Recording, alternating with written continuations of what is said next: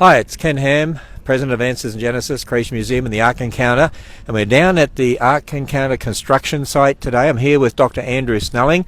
Andrew is originally from Brisbane, Australia. Oh, you sound like you have an Aussie accent. I know people who have an Aussie accent. Right. Well, Andrew, I'm going to be interviewing Dr. Snelling here in the next broadcast. Not so much this one. We're just going to walk around together a little bit here. I want him to tell you about some of the exhibits that he is involved with that are going in the Ark. And we're here at Ararat Ridge Zoo. This is actually an official zoo. This big building behind me, we'll walk in there in a moment, but that's where the petting zoo will be, inside that big building, so families can go in there, kids, and be able to get close up to animals in there. And then there's some other pens around here. I'll explain more about that in a moment, but we'll walk in there to show you that. But before we do that, if we look over in this direction, you can see to my right a two-story building with a deck on the top. That is a 1,500-seat restaurant. That's a big restaurant. And then we can see the Ark. This is the back of the Ark. People won't see that when they come up to the Ark. It's a different view because it shows you the three towers that the Ark is actually anchored to. The West Tower, the Middle Tower, and the East Tower. Now, the East Tower has elevators and exit stairs. The Middle Tower has restrooms at each level for each of the three decks and the roof deck. And then it has exit stairs, two sets of exit stairs, and then the West Tower has elevators and exit stairs. And between the Middle Tower and the East Tower, you can see an area there. We might be able to zoom in on that a bit, see where there's a roof and there's some ramps under there. People will actually queue up, line up under the Ark. The queue lines are under the Ark, and then they come up those ramps to be able to go into the Ark on the first deck. And so that's how they get into the Ark. Now they exit coming down a different ramp that goes underneath the Ark. You see between the Middle Tower and the West Tower, you can see underneath there where it's enclosed in, and down to under a bit of the bow where it's enclosed in. That's a gift store under there. We'll have a very large fair trade market and our apologetics materials and other unique items as well. The bow, they're well advanced with the bow. All the structural timbers are up. They're just putting the outside sheeting on right now. Then the Tyvek goes over that, and then the planking goes over that. Of course, this was designed as a ship, a wooden ship, but then built as a building. So it had to be architecturally designed as a building because we want tourists to come into it. We're not building a ship because there's going to be another flood. So no, it won't float, if anyone asks me. And yes, we are using modern tools. You know why? We live in a modern world and we're using the tools of our day. We have no idea what tools Noah used. We didn't even set out to try to build it as if we were using Noah's tools. Nobody knows what tools he used. Nobody knows what advanced technology they had. But we're using today's technology and we have to abide by today's codes. But it will really give people a sense of understanding of this great size of the ship. Noah's Ark wasn't some overloaded bathtub with giraffes sticking out the chimney about to sink at any moment like a lot of children's books portray it. In fact, we're having an exhibit in the Ark in regard to that. So Andrew, come on, tell us, when you look at that, what do you actually think? It's huge. Absolutely huge. There's no way that Noah couldn't have fitted all the animals in there. Isn't there a politician that talks about huge? Oh, yes. Yes. But seriously, when people see this, they're not even going to think anymore the question of how he could have fitted the animals on the boat. It's so obvious that with such a huge boat, you could fit tons of animals in there and have plenty of space left over. And we're going to have exhibits answering how many animals were needed because we've done a lot of research on kinds. And we'll do that in the next broadcast we do here, probably in maybe another hour, 45 minutes to an hour. People can just keep watch or make sure you get notifications on Facebook. And we're going to do another live broadcast. We're going to be interviewing Dr. Andrew Snelling. I'm going to talk to him about the research done on the kinds and the kinds exhibit, and also the geology exhibit, yes, and the Ice Age exhibit, and some other things that are in the Ark. And we'll do it from a different place so people get a different perspective of the Ark. But tell me, Andrew, I mean, you read Dr. Henry Morris and Dr. Whitcomb's book, The Genesis Flood, many, many years ago. In fact, our friendship goes back, 40 years or so. 40 years, that's right. And when we first met in Australia, and you did your PhD in geology at Sydney University. But Did you ever think Noah's Ark really was that big? I mean, did you really comprehend it? No, because you read it. You can read the dimensions in a book. Even you can, like the Genesis flood book by Whitcomb and Morris. You can read it in the Bible, but it really, you can't really picture it until you actually lay it out like this and build a replica, a full-scale replica. Then it really blows your mind. You know, the numbers start to mean something when you actually can stand there and it towers above you. When you can go in there and you can see how much room would be inside the ark.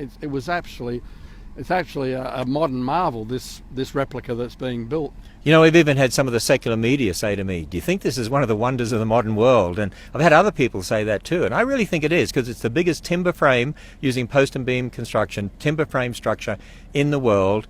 There's only a couple of other buildings that have been done to look a bit like Noah's Ark. There's one in Hong Kong, which is really just a building, an ordinary building. And then there's the one that was built in the Netherlands, which is built on steel barges, actually. And it's not built as a timber frame structure. It doesn't have the 3 decks with all the exhibits in that we have. This is really a massive structure. It's an engineering marvel, an architectural marvel. And, well, as you always said, Ken, the ark itself, just seeing the ark itself, is the first thing that's going to impact people, and it's an exhibit in itself to show people the scale. Let alone going inside and seeing the exhibits that we've got inside to explain how the ark would have operated and how the animals were cared for, and all those issues. And today, unfortunately, there's no power in the Ark today because of work that's being done here, getting ready for opening on July 7. Yes, it is going to open July 7. So when we go inside, what we'll do is, for the next broadcast in about an hour, we'll actually go over to where the restaurant is and look at the bow, and they see the front of the Ark again, so people get that perspective, and I'll interview you there. But in front of us here, if you see this bare area right in front of us that they've graded, actually they're putting in plumbing, electrical here, because there's going to be an 800 to 900 seat auditorium right here. That won't be here when it opens, and we still have some more funds to raise on that one to get that one built, but we've got enough to get started on that. We've got to have things for people to come back for. Oh, exactly, and there's going to be a lot of things added over time. But let's walk in here to the petting zoo, and we'll show people a bit more about what's happening in here.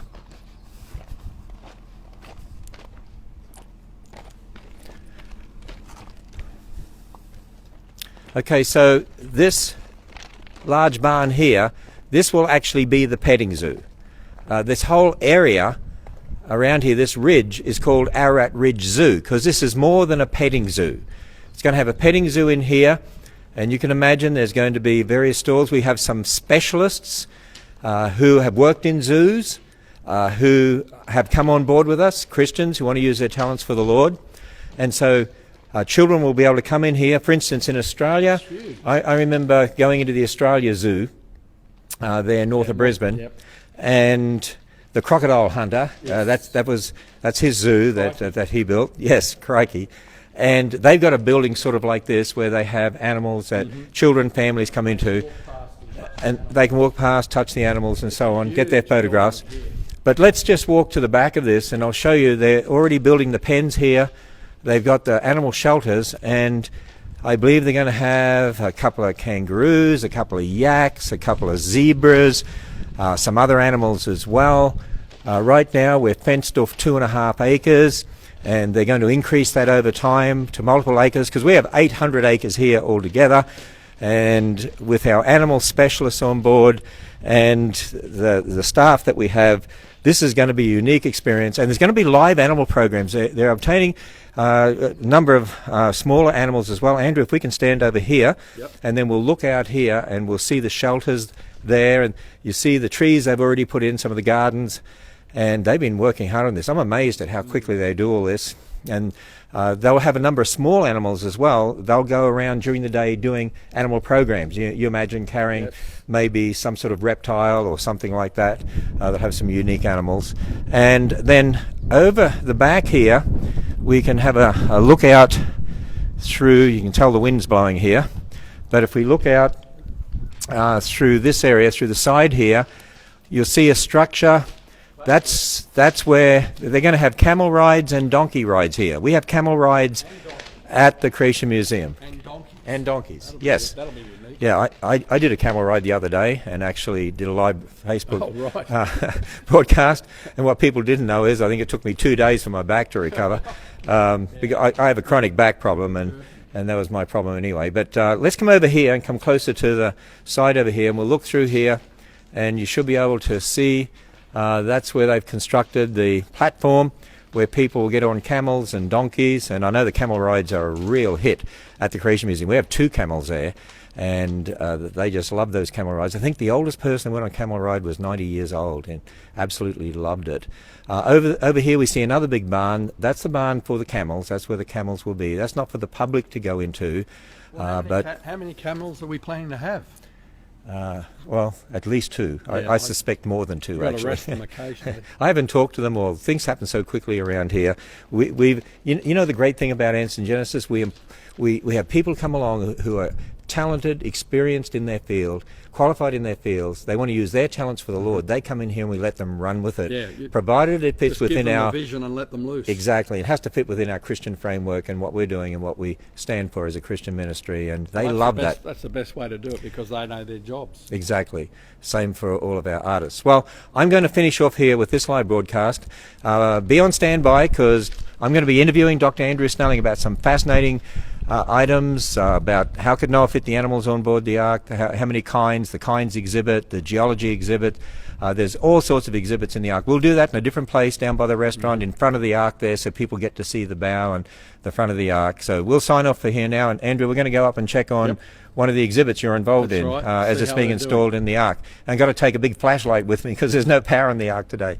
So we'll sign up for now, but keep watching. We're going to come back sometime within the next hour.